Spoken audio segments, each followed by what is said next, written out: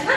मुकुलन में जो है किसी जीव के शरीर में कोई अलग से संरचना निकल जाती है, जैसे हाइड्रा है उसमें अलग से एक संरचना निकल जाती है इस टाइप की। ये मान लो हाइड्रा है, इस टाइप होता है ना हाइड्रा, इसमें एक बड, एक कली की तरह इधर निकल जाएगी और वही कली विकास करते करते करते कुछ दिन बाद हाइड्रा से अलग हो जाती है और एक नया जीव बन जाता है, ठीक ना।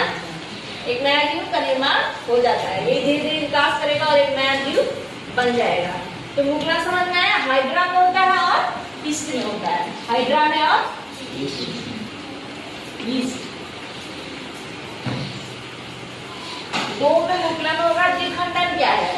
जब द्विखंडन जो है एक कोश के जीवों में होता है, इसमें क्या होता है कि कोशिका दो भाग में, द्विखंडन, द्वि मतलब दो और खंडन मतलब विभाजन होना।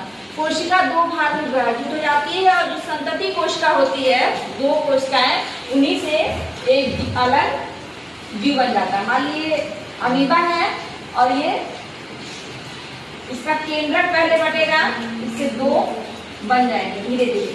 इसकी प्रोसेस आगे लंबी है, जैसे कि ये अमीबा है और ये फिर धीरे धीरे क्या करेगा, ऐसे लूप टाइप का बनाएगा और यही बीच में से बढ़ जाएगा और बढ़ते बढ़ते इस तरह दो संतति से हो जाएंगे, द्विखंडन हो गया।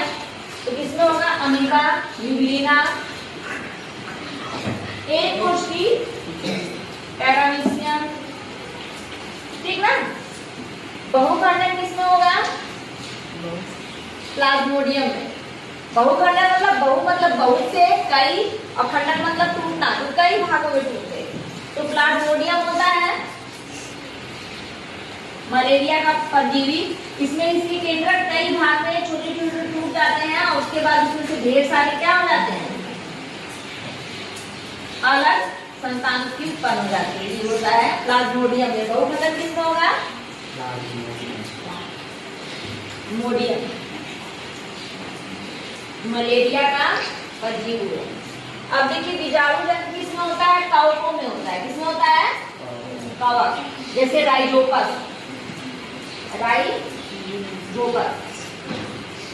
इसमें जो है स्पोर के द्वारा नया जीव उत्पन्न होता है। उस पर पुनर्जनन जो है ऐसे जीवों में होता है जिनको बीज से ऐसे काट देते हैं तो अलग जीव का निर्माण हो जाता है। ऐसा हाइड्रा में भी होता है, ठीक ना। हाइड्रा में होगा और किसमें होगा? प्लूमेरिया में होगा, प्लूमेरिया में होगा और हाइड्रा में होगा। जैसे इसको यहाँ से अगर काटा तो ये भी एक नया जीव बनकर तैयार हो जाएगा, ऊपर का जो हिस्सा है